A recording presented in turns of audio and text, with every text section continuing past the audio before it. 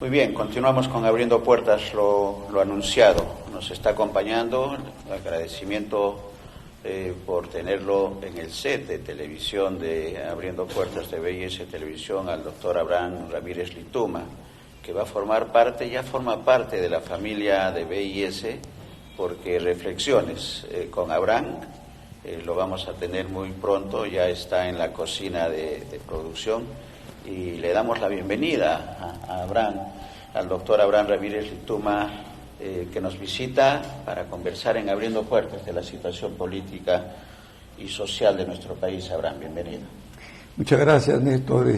Yo ya me estoy sintiendo parte integrante de esta casa a la que le auguro grandes éxitos, dado la falta absoluta en los medios de comunicación nacionales de una estación seria, que haga docencia, que no esté sesgada, ni que forme parte de la tradicional relación de medios agrupados inconstitucionalmente y teniendo un monopolio, que los resultados son muy malos, como estamos viendo en estas circunstancias tan graves. Sí, la televisión digital, la comunicación digital se está convirtiendo en una alternativa y estamos ahí.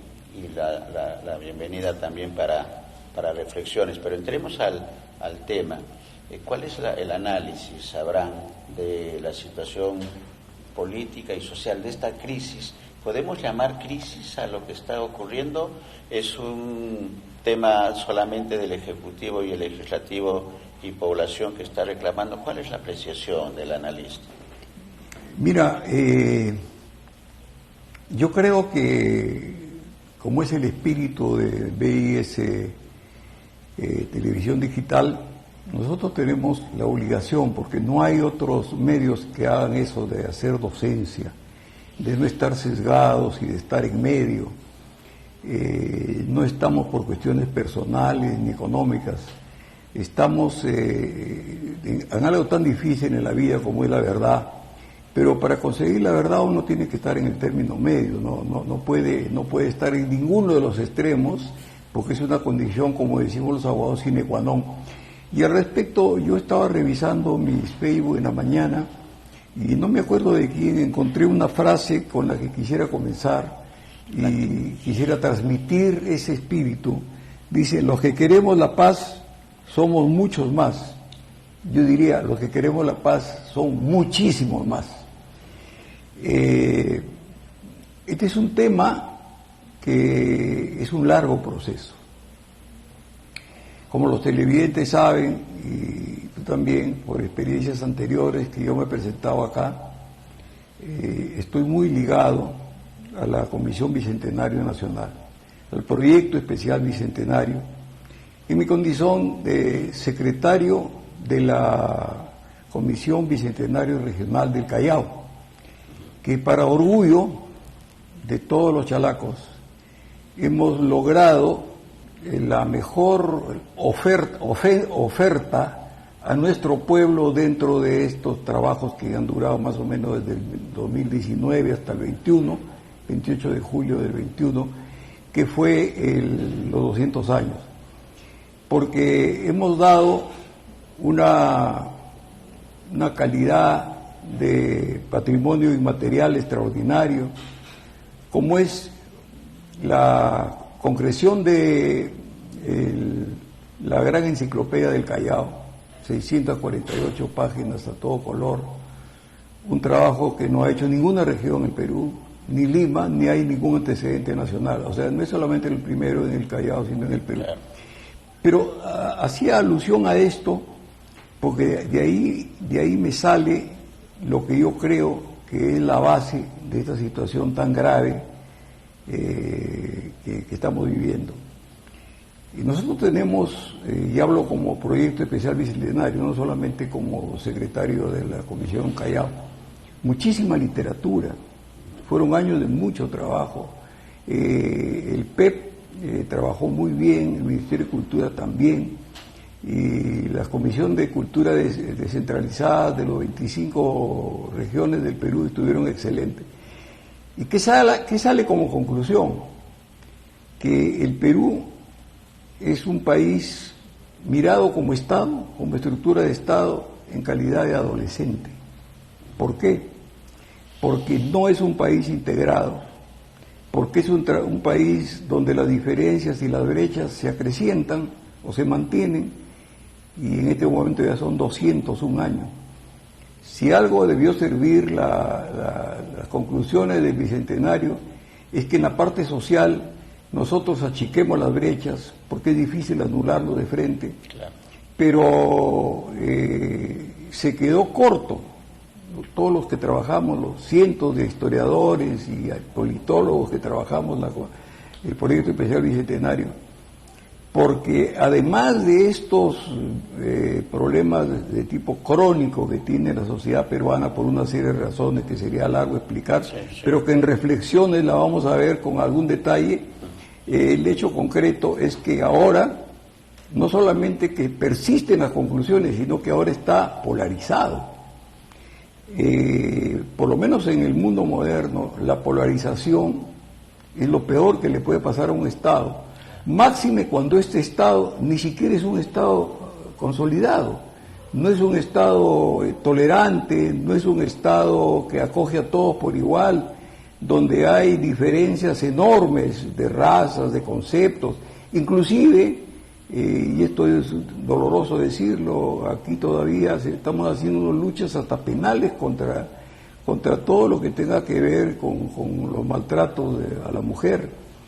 Somos machistas, somos racistas, y esta polarización política pues ha venido a ser como el fondo gravísimo de esta situación. Yo veo a los colegas que tratan de personalizar, que la culpa es de Dina, la culpa es de Cerrón, no tengo muy claro por qué Cerrón es culpable de todo esto, de Abimael que está muerto, o del presidente del Congreso, o de Castillo, que también está preso, muy bien merecido por haber intentado el golpe de Estado. Pero este no es un problema de personalizar, este es un problema de clases sociales, es un problema histórico, un problema que viene de siempre. Y lo que uno espera, y en eso consistía la festividad del Bicentenario, es ver si estos problemas que son ancestrales, por lo menos han disminuido, y vemos que han empeorado, se han polarizado. Sí, hay varias lecturas, ¿no?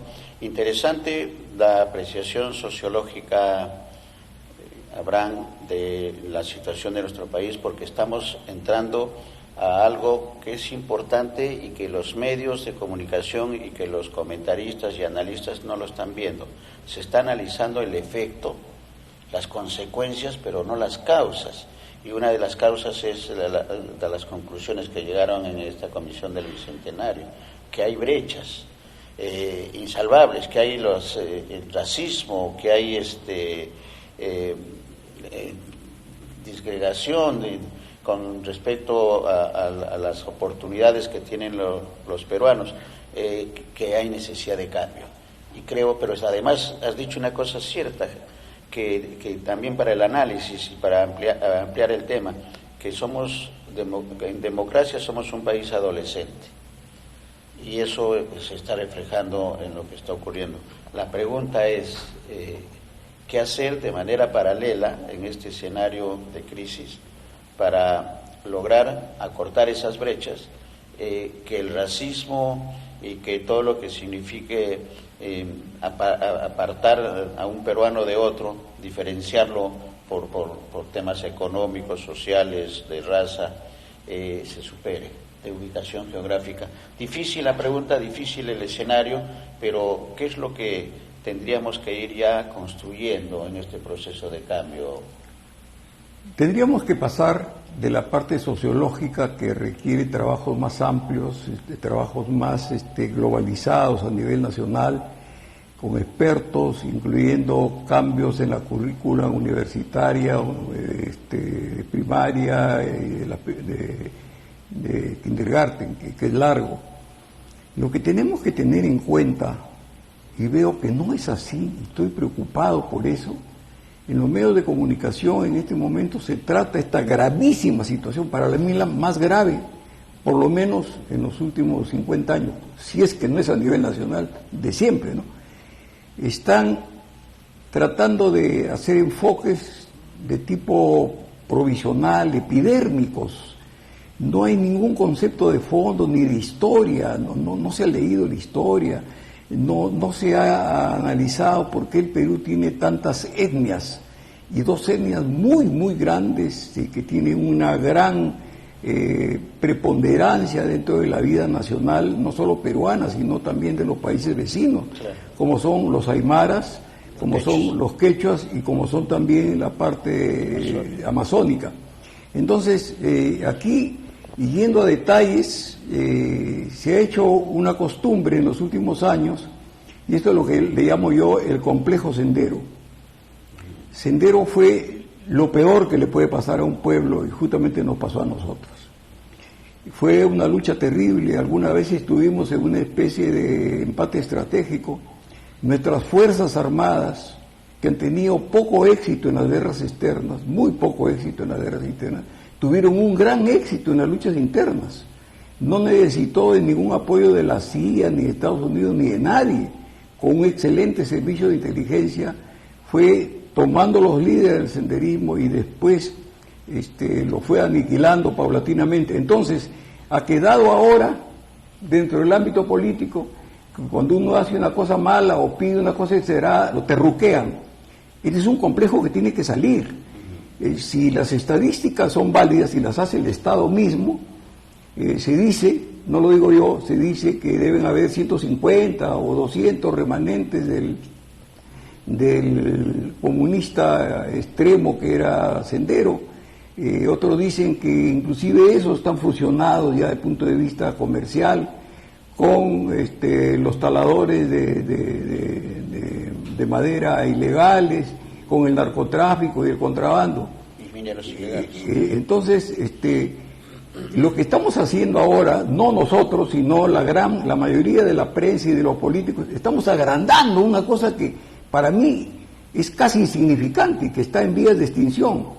Y estamos con eso, estamos sin enfocar el problema de verdad. ¿Sí?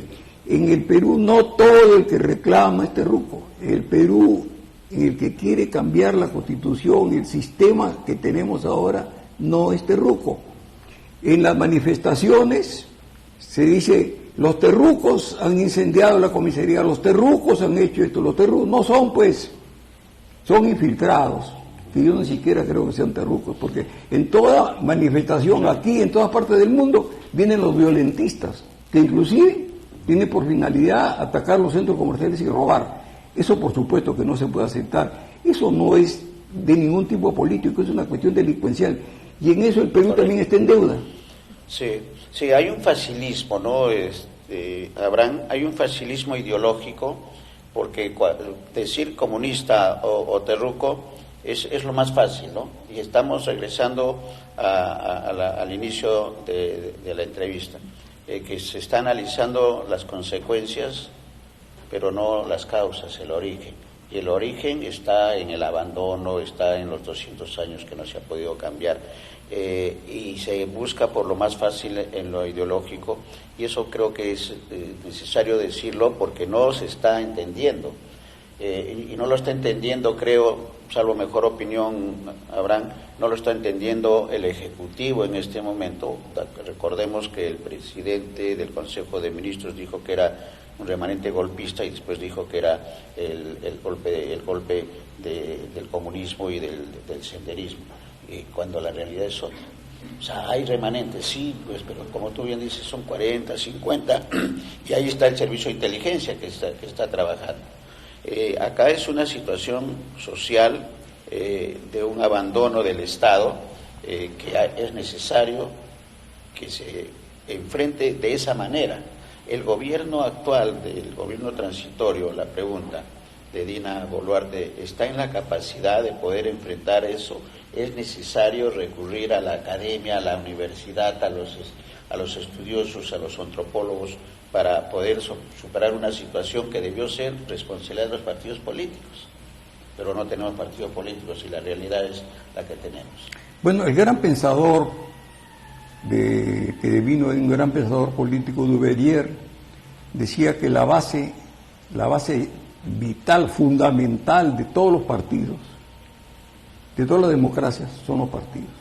Y es verdad, claro, porque uno ve los grandes países del mundo y no hay ninguno que no tenga partidos. Pueden ser 2, pueden ser 3, pueden ser 4, que son partidos firmes.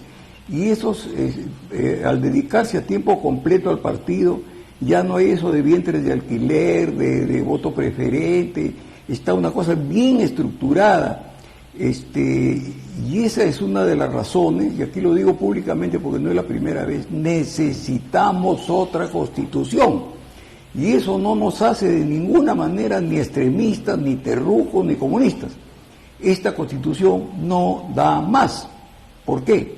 Por ejemplo, sería largo enumerar la cantidad de fallas que tiene, pero vayamos en el aspecto político.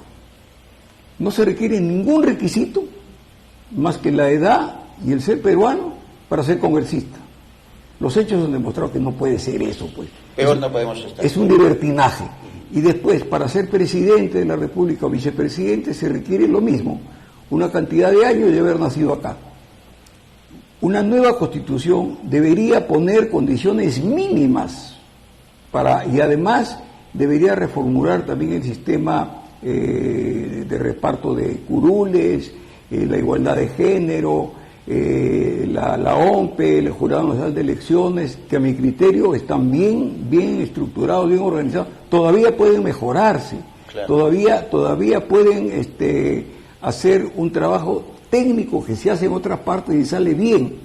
Y respecto a esto, y concretamente yendo al plano político, la única cosa positiva que yo he escuchado, a pesar de que he querido ser positivo, de la señora Boluarte en todos estos días, donde no aparece y da la impresión de que le estuvieran enseñando algo o que estuviera desanimada de seguir. Lo último que ha dicho es interesante, por fin dijo algo interesante, porque siempre le echó la culpa y terruqueó a sus propios excompañeros de partido. Dice hay que abrir una especie de paréntesis, hay que abrir un diálogo, hay que abrir una tregua. Pero la tregua no es un regalo de la naturaleza, no es una palabra. Para una situación tan conflictiva como esta, se tiene que dar muestras de querer dialogar.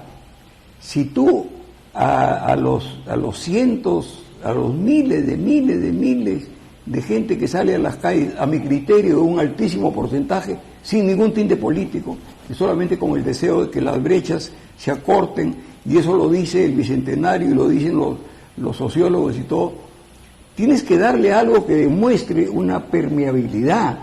Por ejemplo, el 80% de peruanos aproximadamente quiere que las elecciones sean el 23. Si nos acordamos del último tema parecido con Valentín Paniagua, se hizo en 8 meses y se hizo bien. El proceso electoral, claro. Y se hizo bien, con un agravante más, y esto va contra los congresistas que para mí en este momento son el más duro escollo para lograr dialogar y mejorar este problema. Eran también la mayoría fujimoristas, sin embargo mucho más abiertos y mucho más patrióticos que los actuales, porque ellos, siendo mayoría, permitieron que un miembro de la minoría, que era Valentín Paniagua, que en ese tiempo creo que eran 3 de Acción Popular, lo eligieran presidente del Congreso para hacer el cambio, ¿no? Lógicamente ahora sería imposible que se haga un cambio si es que renuncia a Boluarte para que entre Williams tiene pues un juicio de lesa humanidad gravísimo. Entonces deberían tener la cordura, el patriotismo, como fue en la época cayó el régimen de Fujimori y entró Paniagua, de buscar una persona representativa, porque acá lo que yo noto con una extrema preocupación es que nadie cree que estamos en emergencia. Todos los colegas analistas agarran la ley y le dan vuelta como si estuviéramos en el mejor de los mundos. Yo conceptúo esto que es una educación radical, básica, porque no puedes hacer comentarios de una cosa que es normal cuando no es normal. Correcto. Es como si tú mandas a emergencia a una persona con dolores gravísimos, que arroja sangre y todo, y le das calmantes y le das clonazepam para que se vaya a dormir a su casa. El tipo en 2 o 3 días se muere. Entonces, no tenemos el concepto de urgencia.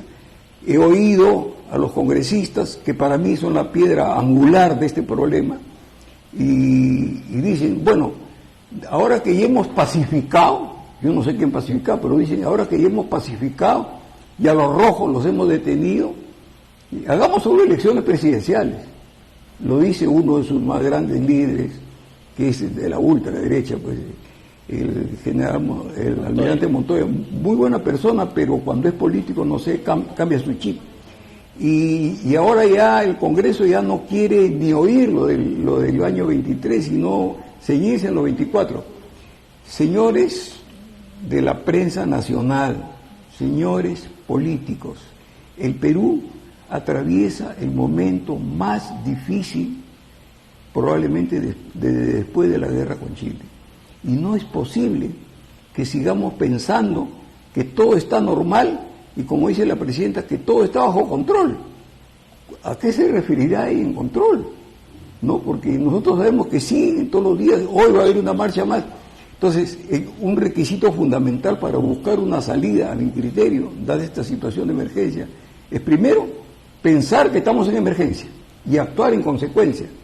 Y en segundo lugar, yo creo que es un tipo que no se puede negociar, porque está probado que se puede. Se pudo con Paniagua, y los actuales jefes de los organismos electorales han dicho que se puede ser octubre, puede ser noviembre. Con ese primer paso se puede llamar a dialogar, pero sin ningún paso, ¿de qué cosa va a dialogar? Correcto, y hay una actitud patriótica que se espera de la piedra, ¿no? La piedra en el zapato, que es el Congreso de la República, que tendrían que tener una actitud patriótica como la que se tuvo en el 92 con Paniagua, y tomar una actitud. Y siendo del mismo credo político, porque la mayoría eran fujimoristas. O sea, yo sí creo que hay fujimoristas buenos, malos y regulares. Mucha gente cree que todos son malos. Yo creo que no, que es como todo en la vida.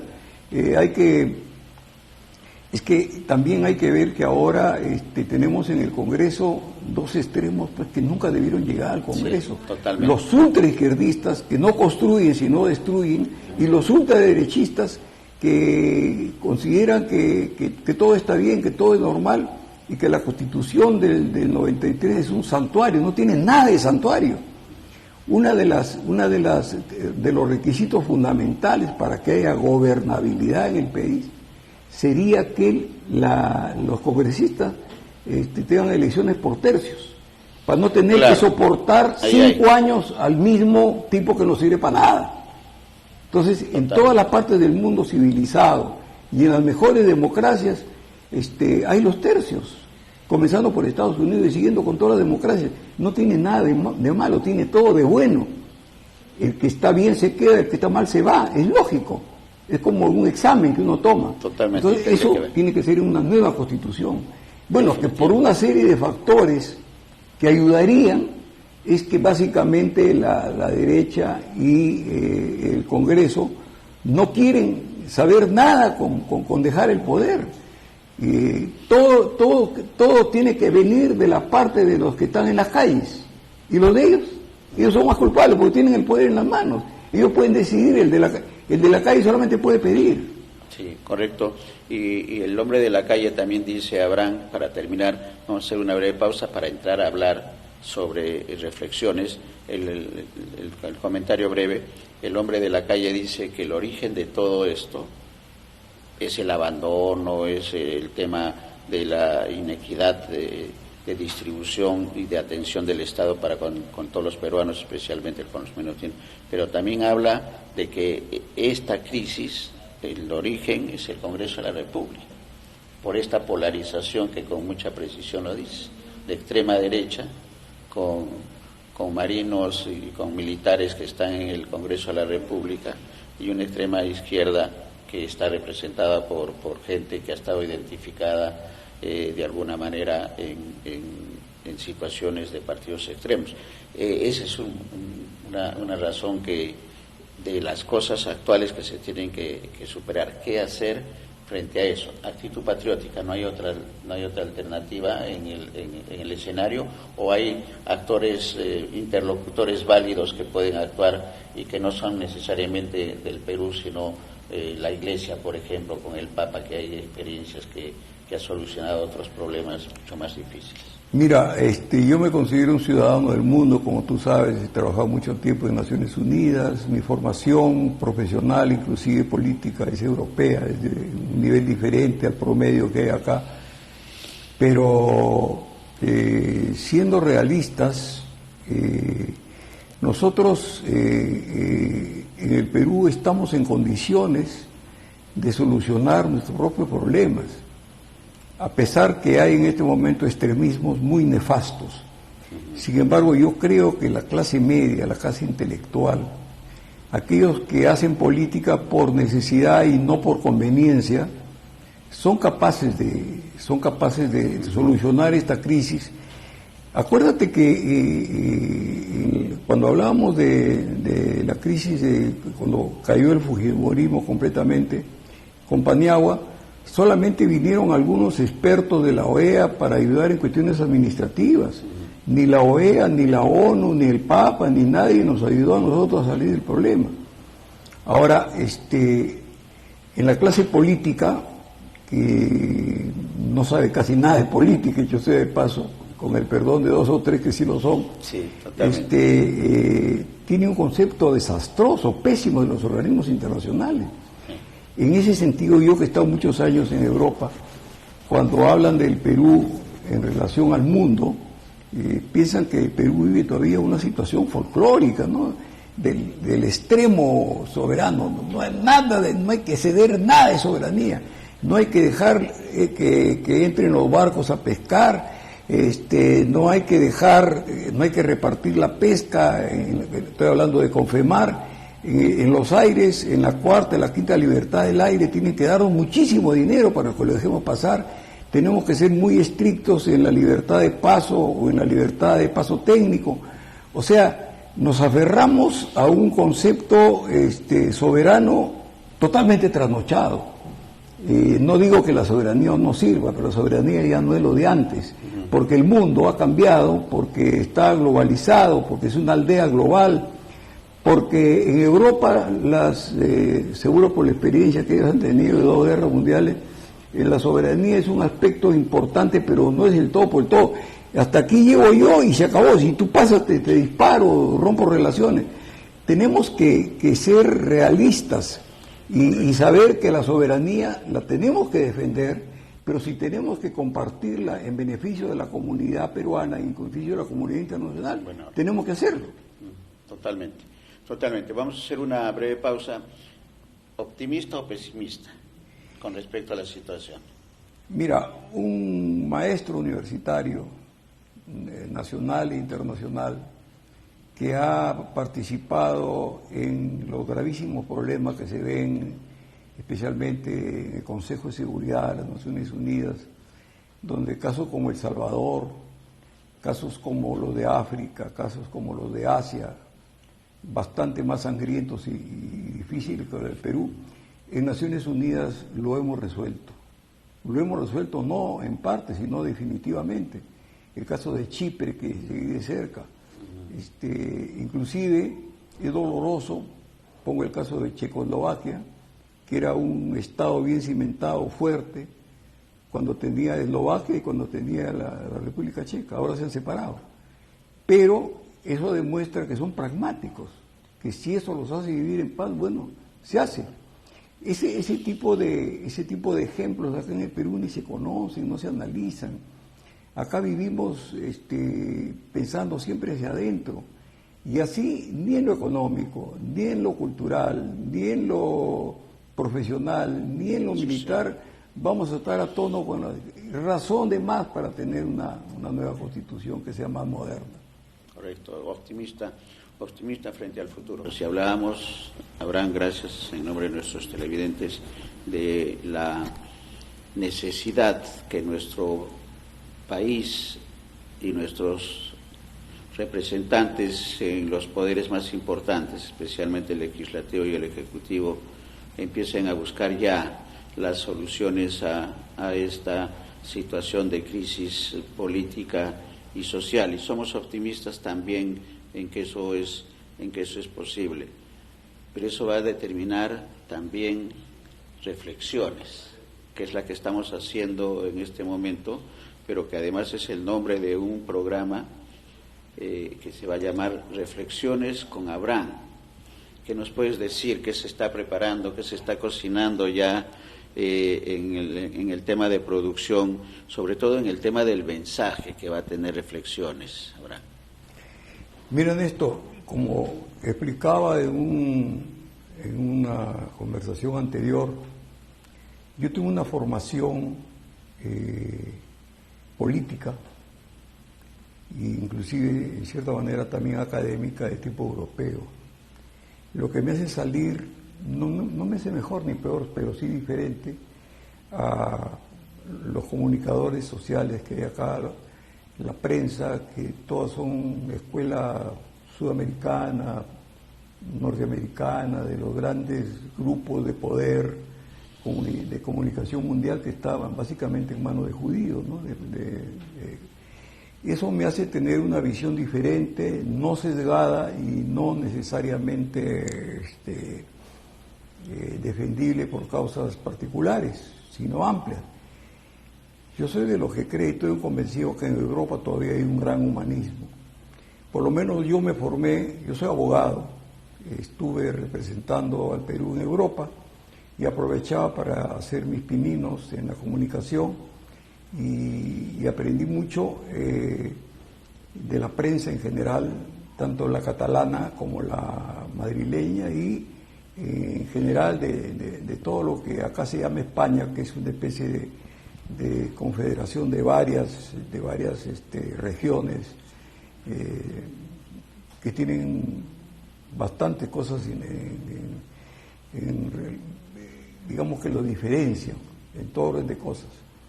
Y por eso ellos tienen un reinado todavía, porque el rey es el que los aglutina. Entonces, pero yendo al caso,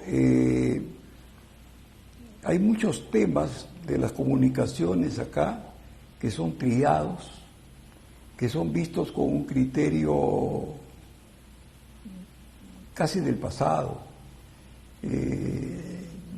No hay entre los comunicadores en América del Sur en general, pero especialmente en nuestro país, que investiguen. La investigación periodística, salvo excepciones muy honrosas, en el Perú no existe. En el Perú existe el inmediatismo, el tomar partido por algo, a favor o en contra, el pagar o hacer campañas para atacar a alguien, para relevar a alguien, y eso va contra la base fundamental de las comunicaciones, que es informar, entregar un trabajo de investigación de preferencia, y si no es un trabajo de información, es recapitular las principales noticias con un criterio amplio a fin de que el que la recepciona, el gran público, se forme una opinión. Esto ha dado lugar a que yo hace un buen tiempo he estado pensando en tener un programa que trate sobre esto, precisamente que sea una respuesta a esto que para mí es algo que no es un efecto que aumenta la mejora en la relación, sino un efecto retardador. No daba con el título, pero conversando contigo, que eres una persona de tanta experiencia y tanta sabiduría, me ha dado el título que realmente yo pensaba, Reflexiones. Y Reflexiones va a ser una mirada, obviamente de un peruano, pero una mirada de un peruano que tiene formación europea y que tiene panorama mundial por haber trabajado en organismos de Naciones Unidas y por estar aún hoy relacionado a grandes cadenas europeas de noticias, que me hace mantener el espíritu que yo aprendí y que voy a tratar de divulgarlo. Yo creo que el espectador en general en todo el mundo es el mismo, sí, con unas características propias digamos, del medio, la posición social, el tipo de estado al que pertenece, la región donde está, pero básicamente la persona bien intencionada lo que quiere es informarse y formarse un criterio propio. En el Perú no lo logra porque las informaciones son sesgadas. Yo no quiero poner términos despectivos, pero muchos ya lo han dicho, ¿no? Sí. Para mí es sesgada. Entonces, un país no va a ser culto mientras no tenga informaciones que tengan un trabajo minucioso de contraste y que tengan un trabajo serio de investigación. Los países son subdesarrollados porque no hacen investigación. Los países que más dinero tienen, que están prácticamente por encima de nosotros, con el caso de un país chiquito encima mediterráneo como Suiza, se ha dedicado a la investigación de los medicamentos y es el principal productor de medicina del mundo. Entonces, como queremos hacer docencia, BIS, televisión digital, queremos hacer una mezcla de inactuales con problemas recientes, para que reflexionemos, ¿no?, de que hay cosas que permanecen, que deben permanecer, claro, hay cosas que permanecen, pero ya no deben permanecer, y hay cosas nuevas que deben saberse implantar. Y hay que tener lo que es en Europa fundamental para un comunicador, ser amplio, abarcar todo lo que pueda. No es fácil porque lógicamente las realidades en el mundo son diferentes, pero yo crecí políticamente y profesionalmente también como abogado internacionalista, cuando conocí directamente la diferencia que hay en el planeta Tierra entre lo que es Occidente y Oriente. En el Perú nunca veo estas definiciones, estas aclaraciones. En Europa se da por entendido porque todos lo entendemos, porque tanto en Occidente como en Oriente sabemos las realidades del mundo, especialmente en el plano cultural. Entonces no podemos dar, por ejemplo, una información permanente. Vamos a poner el ejemplo de la guerra de Ucrania, que se está produciendo no en Occidente, sino en otro mundo, en el oeste. Nosotros le damos una connotación subdesarrollada desde el punto de vista de las comunicaciones y no panorámica, porque no conocemos el mundo de Europa, no conocemos el mundo de Oriente relacionado con Occidente.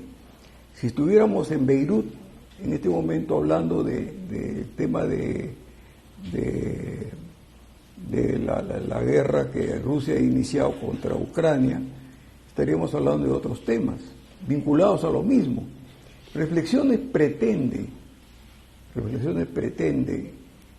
hacer trabajos de investigación que va a pasar probablemente a inactuales, pretende estar informado para tratar de analizar los dos mundos, que en el Perú no se ha hecho, pero que no es tan difícil, porque al fin y al cabo en Oriente y en Occidente somos seres humanos, tenemos las mismas apetencias, tenemos el mismo deseo de libertad, tenemos el mismo deseo material y espiritual. Hay una serie de cosas que nos diferencian, ¿no?, comenzando por la parte geográfica. No es lo mismo vivir en el oeste que vivir en Occidente. Entonces, de otro lado, si vamos al Perú profundo y a la historia del Perú, Reflexiones también tendría el interés de decir las cosas como son, sin tener ningún deseo de atacar a nadie ni a ninguna institución. Quiero ser claro, la historia del Perú no la escribieron peruanos, le escribieron básicamente españoles y básicamente frailes. Entonces, en ese entonces y ahora hay una diferencia evidente entre lo que capta un religioso y lo que capta uno que no es religioso. Inclusive lo que capta una persona que puede ser atea o una persona que puede ser una cosa intermedia entre ateo y creyente. Entonces, no debemos tener temor a marcar nuestras diferencias, porque al final de cuentas, el mundo es uno solo, dividido por una serie de circunstancias en Oriente y Occidente, pero es uno solo. Y también vamos a tratar temas que acá son tabús, pero con un criterio de absoluto respeto, ¿no? ¿Cómo puede aceptarse una realidad histórica, ¿no? Los grandes inventores, los grandes personajes del mundo, en Occidente y en Oriente, la razón básica para que puedan tener la amplitud de criterio e investigar todo, inclusive fuera de la tierra, era que no sean religiosos, que no tengan ninguna religión. Porque si tienen una religión, llega un momento que dice, bueno, ya no investigo más porque ese es un misterio de la religión, porque ese es un dogma. En ese sentido, para la ciencia, es una manera de pararlo, es una manera de obstaculizarlo. Y yo personalmente no estoy contra ninguna religión, yo acepto a todas, respeto a todas, pero soy básicamente, tengo una formación racionalista. Yo creo lo que mi propia capacidad me permite. Tengo un cerebro como todo ser humano y lo desarrollo lo mejor que puedo y le hago las preguntas a mi cerebro. Mi cerebro es mi Dios. Y nosotros creemos, no que Dios no existe, eso creen los ateos. Nosotros creemos que Dios puede existir cuando científicamente se nos demuestre de que existe, cuando hayan pruebas. Entonces han pasado muchísimos siglos para que pasen muchas cosas, porque no puede esperar esto.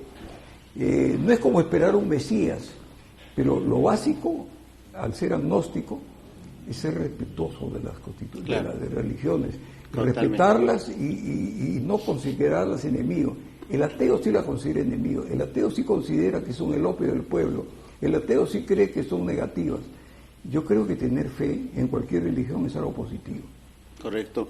Y estamos hablando de reflexiones con Abraham y del desarrollo humano, ¿no? Finalmente creo que de eso se trata, se analicen temas nacionales o temas internacionales, sobre todo el tema nacional, con la diferenciación que tenemos, no solamente de costa, sierra y selva, que son las divisiones geográficas, sino la idiosincrasia, el pensamiento que se tiene, que son totalmente diferentes. Reflexiones va a asumir ese reto y va a asumir el reto de leer también seguramente el Callao y los Chalacos, esta experiencia de la enciclopedia, que es sumamente importante y que le hemos destacado en su momento.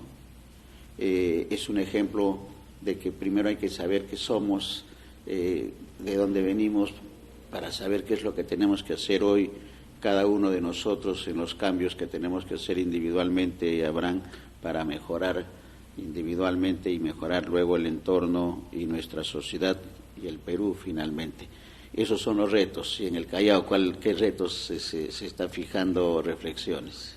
Fíjate, yo me consideraría un analista, un hombre culto, feliz, si es que lográramos que en este plan de docencia que vamos a hacer en BIS Televisión Digital, pudiéramos lograr que las personas que nos escuchan, antes de dar una opinión, lean, revisen el tema. Y voy a poner un ejemplo que no me voy a cansar de ponerlo. Yo trabajé varios años en la Convención del Mar como representante del Perú. Me pasaba 3 meses en Ginebra y 4 meses en Nueva York, porque descentralizamos la Convención del Mar. Entonces, cuando terminé mi trabajo en la Convención del Mar, me contrataron algunos estados interesados en ver cómo aplican la nueva legislación del mar, que ya está vigente. Y he ido, por ejemplo, a El Salvador, a Guatemala, a Mauritania, a enseñar lo que se ha aprobado y por qué se ha aprobado de la Convención del Mar. Y cuando vengo a mi país a dar charlas, especialmente en la Marina de Guerra, consideraban un acto arbitrario que el Perú y todos los países del mundo tengan solamente 12 millas de mar territorial. Pero no habían leído las bases de la Convención del Mar, porque cuando comenzó la Convención del Mar, el mar territorial era 3 millas. A la mitad de la Convención del Mar, los que queríamos tener más mar territorial habíamos logrado el doble, 6%. Y finalmente, cuando después de 10 años de debates, alternativamente en Ginebra y en Nueva York, vale decir en Europa y en América, se llegó a 12 millas de mar territorial. Para nosotros que habíamos visto el tema, era extraordinario, era un triunfo de los países en vía de desarrollo, porque de 3 pasaste a 6 y de 6 pasaste a 12, y te estabas enfrentando a las grandes potencias del mundo, y nosotros habíamos hecho causa común porque los países ribereños tenemos como una enorme posibilidad de crecimiento del mar. Y cuando llegué al Perú, como te digo, en las escuelas en general, pero especialmente en la Marina, decían, el mar tiene 200 millas y usted nos está recortando más o menos 180, y hacían preguntas por acá, preguntas por allá. Yo seguí, traje expertos, vinieron a dictar charlas sobre la materia de la Academia Diplomática, diplomáticos en actividad, y convencieron a la Marina y a las Fuerzas Armadas del Perú que bajo ciertas limitaciones se puede aceptar que no son 200 millas de mar territorial, pero sí son 200 millas de mar patrimonial. El mar patrimonial te hace cuasi propietario, pero como estamos hablando de el mar en general, de los 5 océanos, que son de toda la humanidad, uno tiene que tener cierta flexibilidad. Pero más que a eso, que va a ser un motivo de reflexiones, yo iba al hecho siguiente, de que yo iba a facultades, a universidades, a centros superiores, y de arranque me decían, el Perú no debe firmar la convención, el Perú no puede regalar su mar. Pero todo lo que decían era falso y se debía a una sola razón: no habían leído la convención, no lo habían leído, ni por el forro. Entonces repetían lo que oían, y además lo que oían lo repetían mal. Entonces, en el Perú tenemos la mala costumbre de decir que algo es bueno sin leerlo, sin analizarlo. Si es malo, por la misma razón. La docencia, yo y tú estamos empeñados, es el romper este maleficio de que se debe opinar no siendo un experto, porque en un tema legal no tienes por qué ser abogado, en un tema de minas no tienes por qué ser ingeniero en minas, pero sí, si te vas a oponer o vas a apoyar algo, tienes que leer desde tu punto de vista de qué se trata. Ese es uno de los grandes objetivos de reflexiones, y en lo que respecta al Callao, pues nos va a servir como un gran referente. El Callao, para suerte de los chalacos, tenemos la única enciclopedia del Perú relacionada a una región concreta. Yo, hasta donde tengo conocimiento, es la única a nivel de América del Sur en relación a una diferenciación política, como es en este caso de las regiones. Entonces nos vamos a basar en eso para hacer una generalización de todas las regiones del Perú. Excelente. Estamos hablando de docencia, ¿no? De hacer docencia en la televisión digital, que esa ausencia en la televisión de señal abierta no se está cumpliendo, se están cumpliendo parte de los objetivos de un medio de comunicación, que es entretener, pero nada más, sin manipular y sesgar la información. Bienvenido entonces, reflexiones con Abraham. ¿Cuándo debe salir el programa? ¿Cómo está en producción la gestión de presentación? Estamos hablando ya de enero, estamos terminando enero, debe ser en febrero, la segunda, tercera quincena de febrero. Abraham, ¿qué nos puedes anunciar? Esta situación general de indefinición, de incertidumbre, que en lugar de ser apagada es incentivada por las partes. He visto pocas veces una situación nacional tan grave, donde las dos partes en conflicto cada vez me echan más leña al fuego, y en lugar de quitar leña, ¿no? Eso está dificultando un poco, porque esto tiene que ver también con sponsors, tiene que ver también con los temas, tiene que ver con los invitados, porque vamos a dar la primicia. Van a haber algunas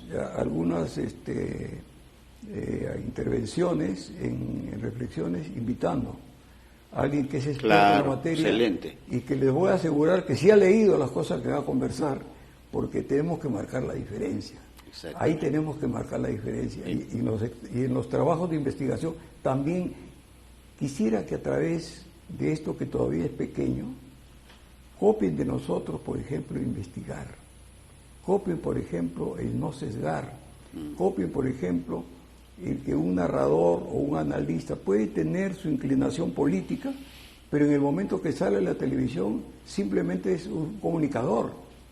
Tiene que guardarse sus apegos y sus preferencias, porque si no, no informa bien, pues, ¿no? Pensando en todos. Ese es el gran objetivo colectivo. Y yo creo que excelente. Yo creo que Reflexiones, cuando sea perfectamente entendido, va a ser un lugar donde la gente acuda a ver las cosas como son, sin sesgos, sin orientaciones y sin extremismos. Porque si nosotros pregonamos la paz, que no sea para los discursos, que sea de verdad. Claro. Y para tener una paz en un país tan complejo como el nuestro, tenemos todas las partes que ceder, tenemos todas las partes que apuntar al mismo objetivo.